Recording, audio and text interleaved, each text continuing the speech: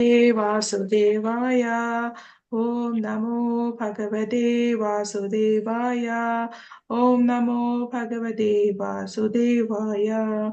Narayanam Namaskritya Naram Jaiva Narottamam Devim Saraswatim Vyasam Tato Jayamudiraya Srimada Swakata Krishna Punya Shravana Kirtanam Hridyantasto Hyapadrani Vidunoti Suhutsadam Ashtaprayeshu Apadreshu Nityam Bhagavata Seveya Bhagavati Uttamasloke Bhaktir Bhavati Naishaki.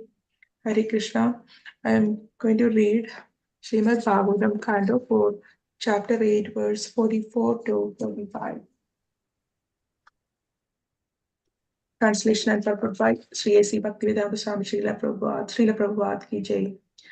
प्राणायामेन त्रिवृता प्राणेन्द्रिया मनोमलं शनैर्व्यादाशभिध्यायं Mansa गुरुना गुरुम्. Pranayamena, by breathing exercises. Trivrata, by the three recommended ways. Prana, Indriya, the life, air, and the senses. Manaha, mind. Malam, impurity. Sanaiha, gradually.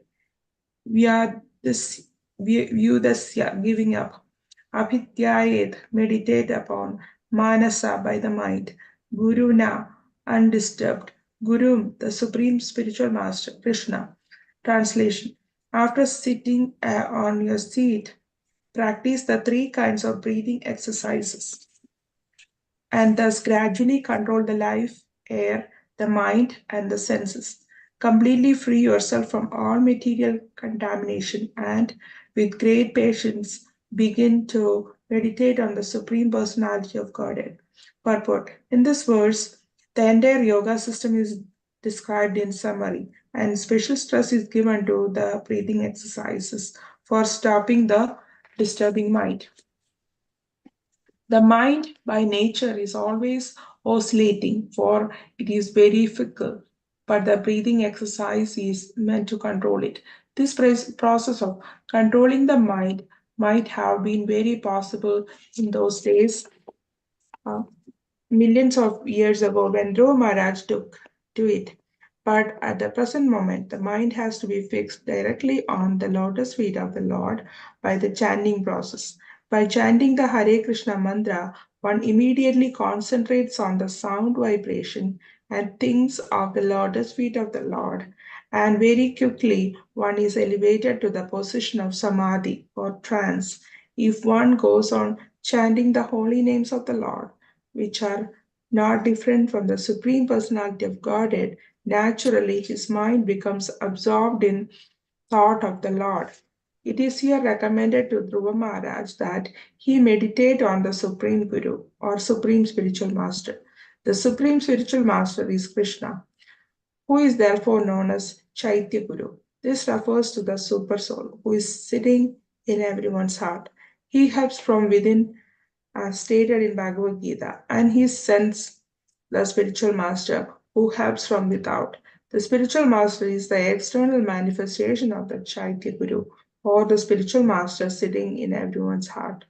The process by which we give up our thoughts of material things is called pratyahara, which entails being freed from all material thoughts and engagements.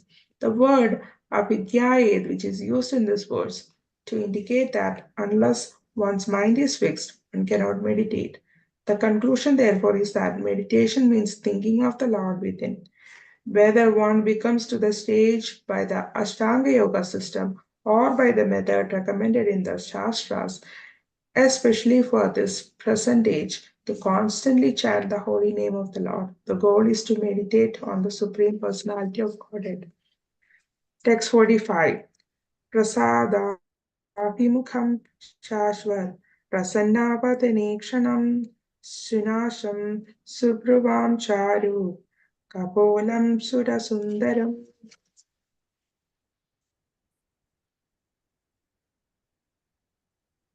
Prasada Abhimukham, always prepared to offer causeless mercy. Shashwat, always. prasanna, pleasing, vadana, mouth, ikshanam, vision, sunasham, very nicely constructed nose, subhruvam, very nicely decorated eyebrows, charu, beautiful, kapolam, forehead, Sura, the demigod, Sundaram, good looking. Translation. The form of the Lord is described herein. The Lord's face is perpetually very beautiful and pleasing in attitude. To the devotees who see him, he appears never to be displeased, and he is always prepared to award benedictions to them. His eyes, his nicely decorated eyebrows, his raised nose, and his broad forehead are all very beautiful. He is more beautiful than all the demigods. Purport. The verse clearly explains how one has to meditate on the form of the Lord. Impersonal meditation is a bogus invention of modern days. In in none of the Vedic literature is impersonal meditation recommended. In Bhagavad Gita, when meditation is recommended, the word mat parha, which means pertaining to me, is used. Any Vishnu form pertains to Lord Krishna because Lord Krishna is the original Vishnu form.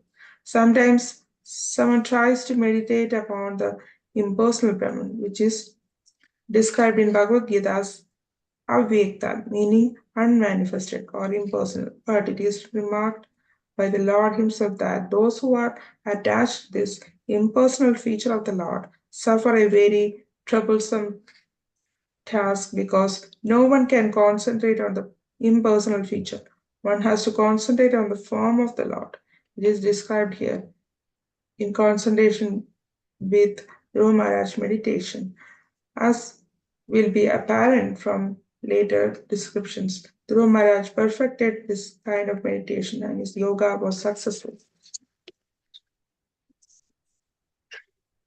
नमो विष्णुपादाय कृष्णप्रेष्ठाय भूतले श्रीमदे भक्तिवेदान्त स्वामिनिति नामिने नमस्ते सरस्वती देवे गौरवाणी प्रचारिणे निर्विशेष शून्यवादी पाश्चात्य देशतारिणे जय श्री कृष्ण चैतन्य प्रभु नित्यानंद श्री अद्वैत गदाधर श्रीवासादि गौर भक्तवृंद हरे Krishna Krishna Krishna Hare Hare Hare Ram Ram Ram Hare Hare.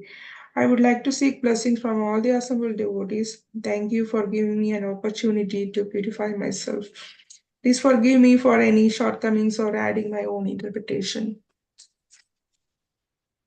But to prepare this class, I listened to Burjan Prabhu's, I read Burjan Prabhu's book as well as listened to Ramapada Swami Maharaj class.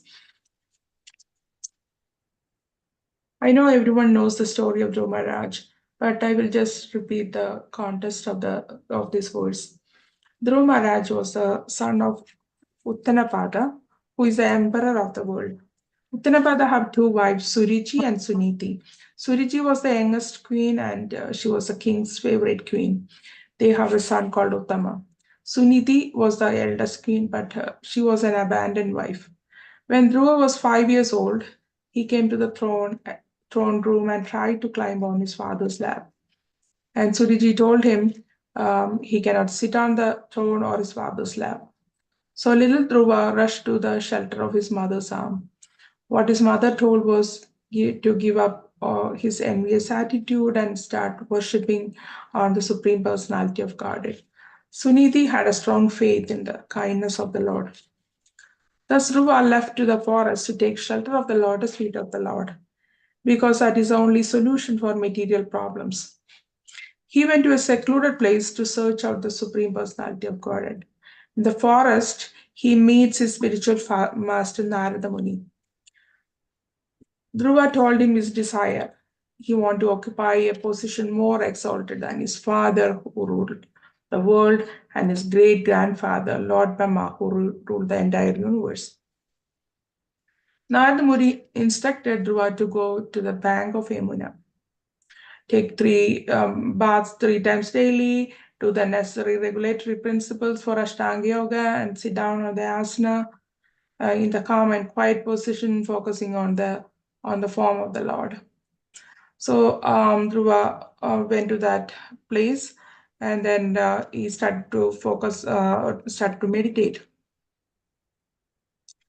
In this verse, there is emphasis given for Ashtanga Yoga and Pranayama. Yeah, Pranayama. I will read the translation of verse 45 again. The Lord's face is perpetually very beautiful and pleasing in attitude. To the devotees who see him, he appears never to be displeased and is always prepared to award benediction to them. His eyes, his nicely decorated eyebrows, his raised nose, and his broad forehead are all very beautiful. He is more beautiful than all the demigods. Bhagavad Gita, 6th chapter, Krishna explains the process of Ashtanga Yoga, or meditation as a means to control one's mind and senses.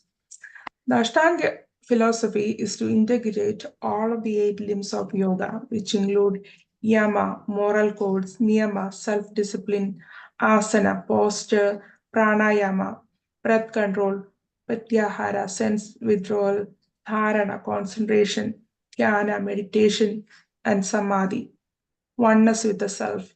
In the purport, special emphasis is given to this pranayama or breathing exercise for stopping the disturbing mind. It is not very easy to control our mind. Bhagavad Gita chapter 6 verse 36, Krishna says, Chanchalam hi manha Krishna pramadi balavadvidam tasyaham nigraham manye vayor evashu dushkaram. The mind is very restless, turbulent, strong, and obstinate. O Krishna, it appears to me that it is more difficult to control the wind. Unless one's mind is fixed, one cannot meditate. The goal of chanting the holy name is to meditate on the Supreme Personality of Godhead. Dhruva Maharaj focuses attention on the form of the Lord during his meditation, and his meditation was successful. That we can see in the following verses. He was able to see the Supreme Lord. So Dhruva's story teaches us to understand how to go from mixed devotion to pure devotion, how to handle the adversities in life, detachment from material possessions through bhakti, enhancement of one's devotional service by worshipping, hearing, chanting, and remembering, improvement of faith in Krishna, and elevation to the transcendental platform of devotional service. If someone gives you a hard time, think that the adversities are due to your past karma. That person is an instrument. So don't take it personally, but think that it is an opportunity to get closer to the Lord. Indirectly, Dhruva's stepmother's harsh words were a benediction for Dhruva. Because of her, he became a great devotee. He teaches us how we should execute the devotional service.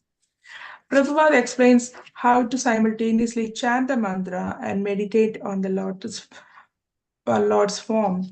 Chanting of the Hare Krishna mantra is the easiest process of meditation in this age of Kali. As soon as one chants the Hare Krishna mantra, he sees the form of Krishna, Rama, and their energies, and that is a perfect state of trance. Hare Krishna. वाञ्छाकल्पतरुभ्यश्च कृपासिन्धुभ्येव च पतितानां पावनेभ्यो वैष्णवेभ्यो नमो नमः.